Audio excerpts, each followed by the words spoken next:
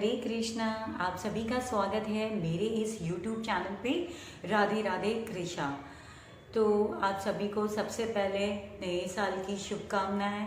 उम्मीद करती हूँ आप सभी लोग स्वस्थ हो और आपका ये पूरा साल बहुत अच्छा जाए और आपकी सारी मनोकामना पूरी हो। कृष्णा सभी के साथ रहे। तो आज का मेरा वीडियो है आने वाली एकादशी के ऊपर, जिसे सफला एकादशी कहते हैं। तो चलिए आइए सुनते हैं सफला एकादशी। सब्सक्राइब करें मेरे चैनल को राधे राधे कृष्णा और बेल आइकॉन को टैप करें मेरा वीडियो सबसे पहले देखने के लिए। साथ ही लाइक कीजिए और शेयर कीजिए मेरे वीडियो को। तो आज हम बात करेंगे सफला एकादशी के बारे में। पौष माह की शुक्ल पक्ष की एकादशी को हम सफला एकादशी कहते हैं। ये एकादशी बहुत ही फलदायी है, बहुत ही उत्तम है। इस एकादशी में हम विष्णु जी की पूजा करते हैं, हम विष्णु विग्रह की सेवा करते हैं। ऐसे तो हर एक एकादशी अपने अपने आप में एक फलदायी होती है। तो जैसे कि आपको मैं बोल रही हूँ ये सफला एकादशी है, तो इसके नाम से ही हमें पता चलता है कि सफला मतलब ये एकादशी हमारी हर कामनाओं को, हमारी हर इच्छाओं को पूर्ण करने वाला, सफल करने वाली एकादशी है। तो यह एकादशी बहुत ही महत्वपूर्ण है।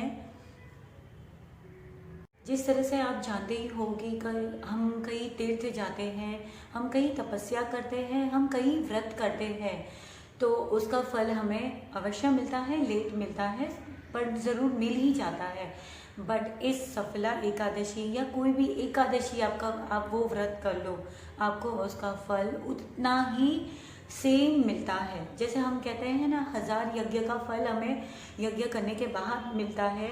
अगर हम ये एक एकादशी करते हैं, हमें उसका फल उतना ही मिल जाता है। तो ये एकादशी बहुत ही महत्वपूर्ण है। उम्मीद करती हूँ आप ये एकादशी को बहुत अच्छे से करोगे और आप ज़रूर व्रत करोगे। तो ये एकादशी का व्रत किस तरह से करना है? ये एकादशी का व्रत दशमी तिथि से ही शुरू हो जाता है। हमें दशमी तिथि की शाम से ही शाम को सात्विक भोजन करना है। शाम को सात्विक भोजन करके अगले दिन, एकादशी वाले दिन, आपको सवेरे जल्दी उठना है। सवेरे जल्दी उठते हैं तो सारे काम अच्छे से हो जाते हैं। तो आपको सवेरे जल्दी उठना है। जल्दी उठ के आपको स्नान करना है। स्नान करते समय आपको गंगा जल के 2 बूंद डालने हैं और आपको स्नान करना है। स्नान करने के बाद आपको सबसे पहले अपने घर की दहलीज की पूजा करनी है। आप हल्दी या कुमकुम से 2 स्वास्तिक बनाइए। उसके बाद घर की दहलीज की पूजा करने के बाद आप अपने मंदिर की सेवा कीजिए। आपके पास मंदिर में जो भी विग्रह हो, जिस तरह से मैंने कहा आपको कि एकादशी में हम विष्णु विग्रह की पूजा करते हैं। अगर हमारे पास विष्णु विग्रह या विष्णु लक्ष्मी नारायण विग्रह साथ में ना हो, हम फोटो की भी पूजा कर सकते हैं। ऐसी कोई बात नहीं है कि आपके पास विग्रह होना ज़रूरी है। अगर हमारे पास विष्णु विग्रह भी ना हो तो हमारे पास लड्डू गोपाल तो है, सभी के घर में होते ही हैं बाल स्वरूप। आप उनकी सेवा कीजिए। आप उन्हें पंचामृत से बढ़िया स्नान कराइए, सुंदर पोशाक पहनाइए। हो सके तो एकादशी वाले दिन नए पोशाक पहनाइए। और पोशाक में आप पीले सफ़ेद कपड़े का प्रयोग कीजिए और आप खुद भी एकादशी वाले दिन पीले कपड़े पहनिए। काले कपड़े और नीले कपड़े का प्रयोग बिल्कुल ना करिए।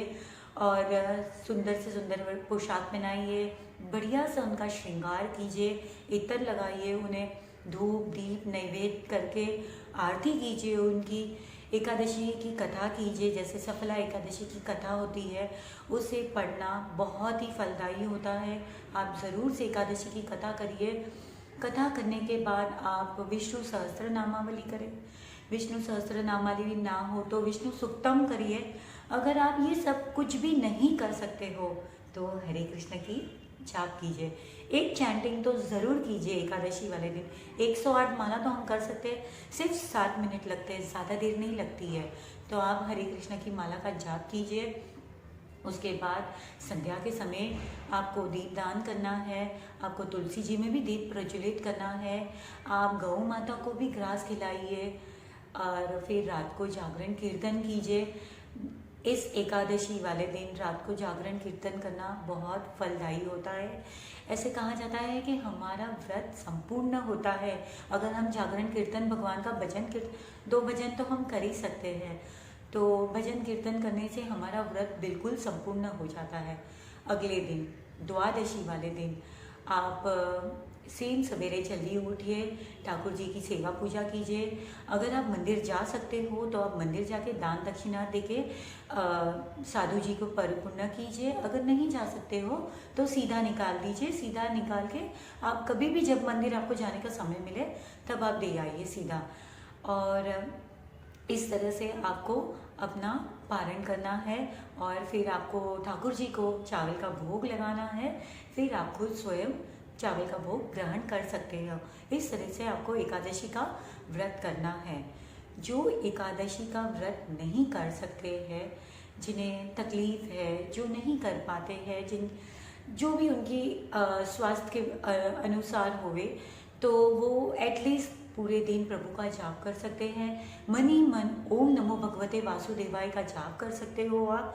और जो भक्त एकादशी का व्रत करते हैं वो तो उत्तम ही है। मैं नहीं कहती हूँ कि आप लोग निर्जला करके व्रत कीजिए। अगर आप निर्जल व्रत कर सकते हो तो आप वो कीजिए। आप फल और दूध लेके व्रत कर सकते हो तो आप वो कीजिए।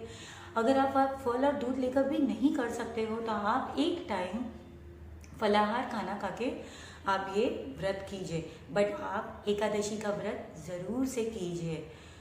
तो उम्मीद करती हूँ आप सबको मेरा ये वीडियो ज़रूर पसंद आया होगा और आप सबसे ये उम्मीद करती हूँ कि आप सभी लोग जो मेरी कृष्णा की फैमिली है ज़रूर एकादशी का व्रत करेंगे। कृष्णा उनके साथ है और हम कहते हैं ना, नए साल की शुरुआत अगर हम अच्छे करते हैं तो हमारा सारा साल अच्छा जाता है। तो ये तो सफला एकादशी है, तो ये तो आपको सफल करवाएगा ही, ज़रूर कराएगा। तो उम्मीद करती हूँ आप ये व्रत ज़रूर कीजिए।